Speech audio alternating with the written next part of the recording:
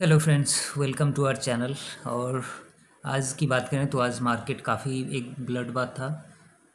बहुत सारे जो मतलब large cap, mid cap, small की कैप की तो बात ही छोड़ दें। डिक्सन सबसे बड़ा जो फॉल आया था वो इंडस बैंक में आया था। इंडस बैंक एक टाइम पे 20% के आसपास पहुंच गया था, फिर क्लोज़ होते होते 18% के आसपास क्लोज़ हुआ है। ठीक है, तो इससे यही पता लग रहा है कि आने वाले टाइम में अभी जो सेलिंग है वो बना रहेगा। महिंद्रा एंड महिंद्रा भी 3% के आसपास गिरा था। आइए देखते हैं कि बैंक निफ्टी कैसे रिएक्ट कर सकता है आने वाले टाइम में, और आज निफ्टी में कैसा रहा। निफ्टी आज ओपन हुई थी 24,440 के आसपास गई थी। वहाँ से फिर एक शार्प सेलिंग का प्रेशर आया, और फिर जो लो लगा था वो 24,080 के आसपास लो लगा था। कल के वीडियोस में हमने बताया था कि जो हमारा टारगेट रहने वाला है 24,200 का और 24,000 का रहने वाला है। तो 24,200 का तो हिट हो गया था, 24,080 के आसपास निफ्टी गई थी। फिर अभी जो आने वाले टाइम में हमारा नेक्स्ट टारगेट रहने वाला है, जो कि हम मतलब बहुत टाइम पहले से बता रहे हैं, वो 24,000 और 23,880 का होने वाला है। एक्चुअली क्या है कि अभी HDFC बैंक बहुत सपोर्ट कर रहा है निफ्टी और बैंक निफ्टी को। यही रीज़न है कि मार्केट में और सेलिंग नहीं आ रही है। अगर आज की बात करें तो आज अकेले इंडस बैंक की वजह से निफ्टी और बैंक निफ्टी में फॉल आया, क्योंकि 20% गिर जाना किसी भी स्टॉक का, वो किसी भी एक मिड कैप का 20% गिर जाना मतलब बहुत बड़ी बात है। तो इंडस बैंक का एकदम से गिरना, वो भी 20%, मतलब 18-19%, it's very painful for investor.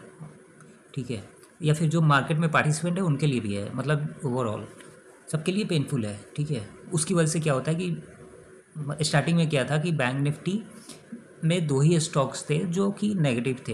एक AU फाइनेंस बैंक था जो 5% डाउन था, और दूसरा इंडस बैंक था जो कि 10% के आसपास डाउन था उस टाइम पे, स्टार्टिंग के फर्स्ट आवर में। बट उसके बाद से इंडस बैंक में और फॉल स्टार्ट हुआ, और वो और गिरना स्टार्ट हो गया।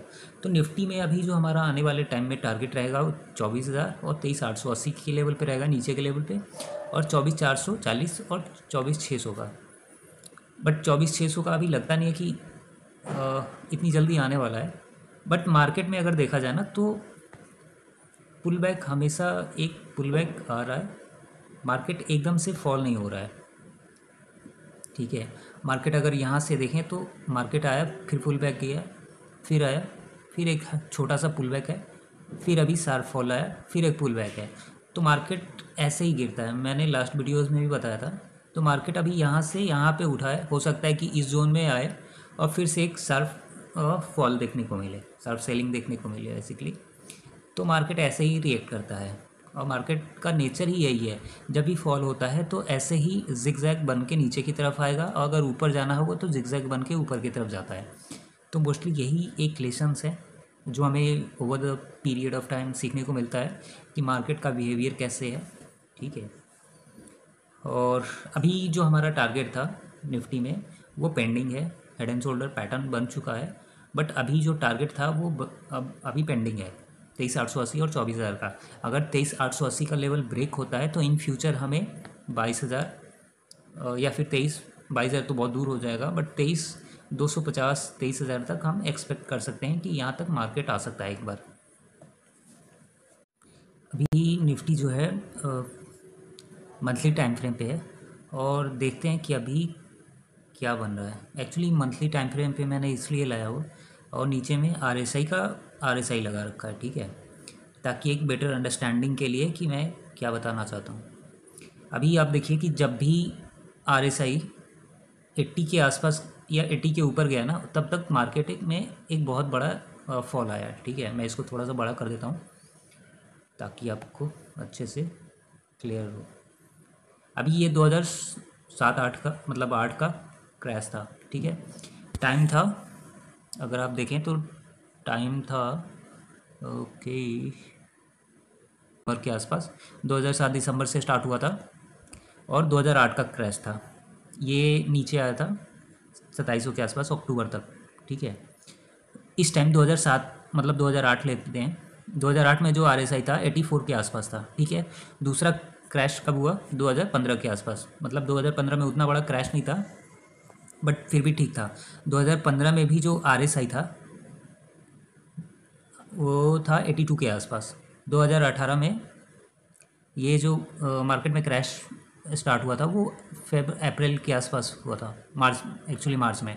ठीक है, आरएसआई देखिए जब भी 82 के ऊपर गया है तो मार्केट में एक बहुत बड़ा करेक्शन देखने को मिला है। जब जब आरएसआई 80 के एबव जाता है तो 2021 वाले 2021 की बात करें तो 2021 में भी सेम, 2021 में भी 80 के आसपास था यहाँ पे। 2021 जुलाई के आसपास, सितंबर से स्टार्ट हो गया था, सितंबर से फॉल हुआ। फिर अभी का देखें तो अभी जो लास्ट में था 83 के आसपास चला गया था आरएसआई। बट अभी क्या है, वहाँ से करेक्शन आया। अभी आरएसआई अगर मंथली की मैं बात करूँ तो आरएसआई जो है वो 68 पे आ चुका है। तो इसका मतलब ये है कि 2021 में जो था वो 54 तक गया था, तो यहाँ पे अभी 68 के आसपास है। तो आने वाले टाइम में हो सकता है कि निफ्टी में और करेक्शन देखने को मिले, क्योंकि जब जब 80 के एबव गया ना, आप देख लीजिए, मतलब 2008, 2015, 2020 और 2024, मतलब पिछले 16 साल में 4 बार निफ्टी का जो आरएसआई है वो 80 के आसपास या 80 के ऊपर 4 बार गया है। और जब जब गया है मार्केट में एक बहुत बड़ा करेक्शन आया है। तो ये प्रोबेबिलिटी है कि मतलब मार्केट में और करेक्शन आ सकता है, आएगा या नहीं आएगा गॉड नोज। बट हम एक्सपेक्ट कर रहे हैं कि निफ्टी में एक्चुअली थोड़ा और करेक्शन आना चाहिए, क्योंकि मार्केट यहाँ से उठा था 15,600 से, उसके बाद से गिरा था 17,100 आया था, 17,100 से 17,000 से बेसिकली अगर लिया जाए तो मार्केट में कोई करेक्शन, बड़ा करेक्शन नहीं आया है। जून में आया था जो कि मतलब वॉलेटिलिटी थी, एक करेक्शन नहीं था। नहीं तो मतलब रेड कैंडल 2 ही बार बना है मंथली चार्ट पे, और ये थर्ड टाइम है। मतलब अगर इसको छोड़ दिया जाए तो 2 ही बार रेड कैंडल बना है पिछले 4 साल में, सॉरी पिछले 1 साल में। अगर पिछले 4 साल की बात की जाए तो पिछले 4 साल में भी कुछ खास, मतलब 3 महीना ये फॉल था, करेक्शन था, और उसके बाद से एक रैली आई थी। तो 17,000 से 26,300 जाना, मतलब 10,000 का 10,000 पॉइंट्स कवर करना, और एक रेड कैंडल ना बनना, एक मतलब फॉल ना होना, एक बहुत बड़ी बात है। डेली टाइम फ्रेम पे देखें तो डेली टाइम फ्रेम में हमारा जो टारगेट है वो पेंडिंग है 23,880 का।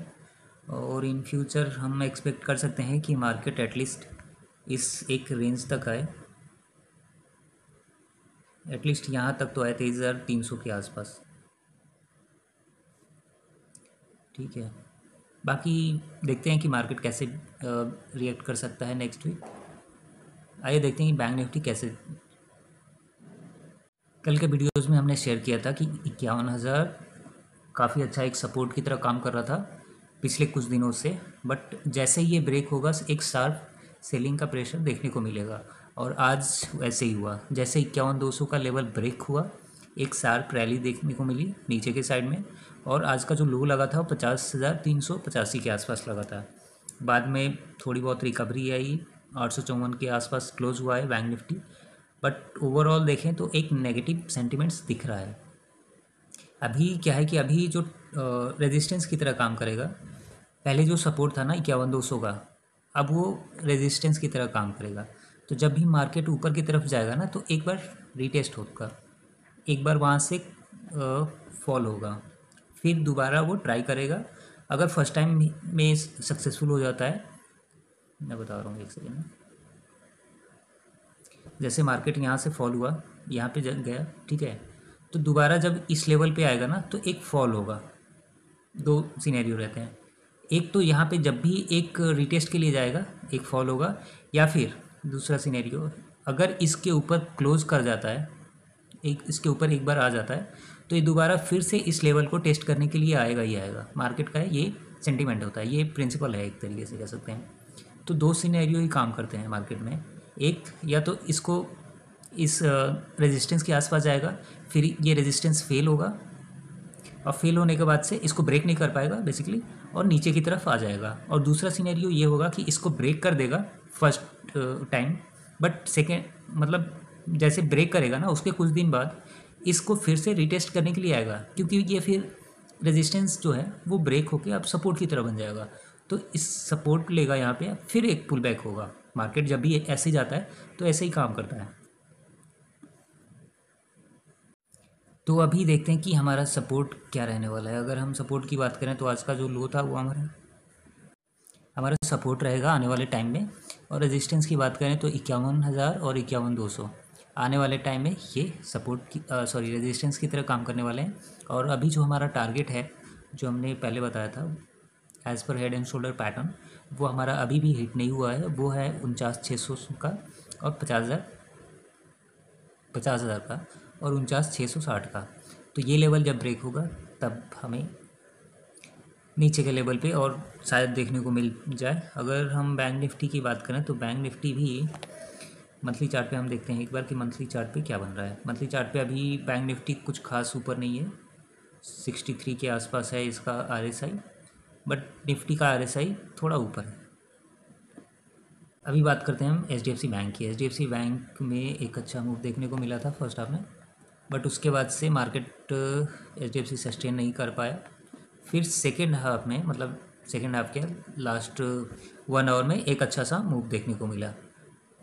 आज का जो हाई लगा था वो लगा था 1758 के आसपास और लो लगा था इसका 1730 के आसपास। हमने कल बताया था कि 1730 का एक सपोर्ट है और HDFC बैंक वहीं पे आने के बाद से मार्केट ने HDFC बैंक ने सपोर्ट लिया बेसिकली और फिर 1745 के आसपास क्लोज हुई है। तो आने वाले टाइम में हमारा जो टारगेट रहेगा वो 1770 का ही रहने वाला है ऊपर के लेवल पे, और 1770 और 1790 का। और नीचे के लेवल की बात करें तो 1710 के आसपास हमारा पहला सपोर्ट रहेगा और सेकंड जो सपोर्ट रहेगा वो रहेगा 1690 के आसपास। ठीक है, ये देखते हैं इंडस बैंक। इंडस बैंक की बात करें तो 1280 के आसपास कल क्लोज हुआ था, बट आज ओपन होने के साथ ही मतलब 10% नीचे क्लोज हुआ, मतलब नीचे ओपन हुआ सॉरी, और आज क्लोज होते होते 1037 के आसपास क्लोज हुआ। जो इसका लो लगा था वो 1026 के आसपास लगा था।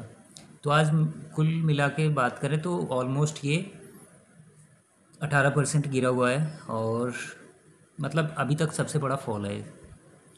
लास्ट टाइम भी इसमें फॉल आया था, 2020 के आसपास आया था फॉल इसमें, बट उसके बाद से ये सबसे बड़ा फॉल है। इसके पीछे का रीज़न है कि Q2 के रिजल्ट्स आए थे और Q2 के रिजल्ट्स में इसका जो ईयर ऑन ईयर प्रॉफिट है वो 39% से डाउन हो गया था। तो इस रीज़न से क्या है कि इसके जो शेयर्स थे वो 10% स्टार्टिंग में गिरे, फिर उसके बाद से और सेलिंग का प्रेशर बढ़ा इसमें और फिर ये 18-19% के आसपास गिरा। तो आने वाले टाइम में हो सकता है कि ये 800 तक भी आ जाए, पॉसिबिलिटीज़ है, क्योंकि यहाँ पे एक सपोर्ट दिख रहा है 1000 पे। अगर ये लेवल ब्रेक होता है तो फिर नेक्स्ट इसका टारगेट 800 के आसपास हो सकता है। तो आज की पाठशाला में बस इतना ही। और अगर आपको कोई स्टॉक में मतलब इन्वेस्टमेंट करनी है तो अभी क्वांटिटी कम कीजिए। जैसे आपको 10 क्वांटिटी बाई करनी है तो 2 क्वांटिटी अभी बाई कीजिए और बाई ऑन द डिप करते जाइए। मतलब 2 क्वांटिटी अभी बाई कीजिए, फिर 10-15 दिन बाद 2 क्वांटिटी और ऐसे करके, ताकि क्या होगा ना कि आपका जो पूरा पैसा है किसी एक पर्टिकुलर प्राइस पे नहीं रहेगा, आपका एवरेज होता जाएगा नीचे के लेवल पे। क्योंकि मार्केट क्या है कि मार्केट करेक्शन आएगा ही आएगा और मार्केट हो सकता है रिवर्सल भी करे जल्द ही। तो अभी कुछ नहीं कहा सकता जब तक ये 23,880 का लेवल है वो एक बार टेस्ट नहीं होता। अगर वो लेवल टेस्ट होता है वहाँ पे कुछ टाइम सस्टेन करता है निफ्टी, या फिर निफ्टी 24,000 तक सस्टेन करता है 24,000 के लेवल पे, तब हम कह सकते हैं कि एक सपोर्ट बन रहा है। अदरवाइज़ कुछ भी नहीं कहा जा सकता कि 23,880 आएगा या फिर 23,880 भी ब्रेक हो जाएगा। ये तभी पता चलेगा जब मार्केट 24,000 और 23,880 के बीच में 2-3 दिन टाइम स्पेंड करे। ठीक है, बाकी आगे जैसे भी होगा अपडेट मिलता रहेगा आपको। Please do like and subscribe our channel. Thank you for watching this video.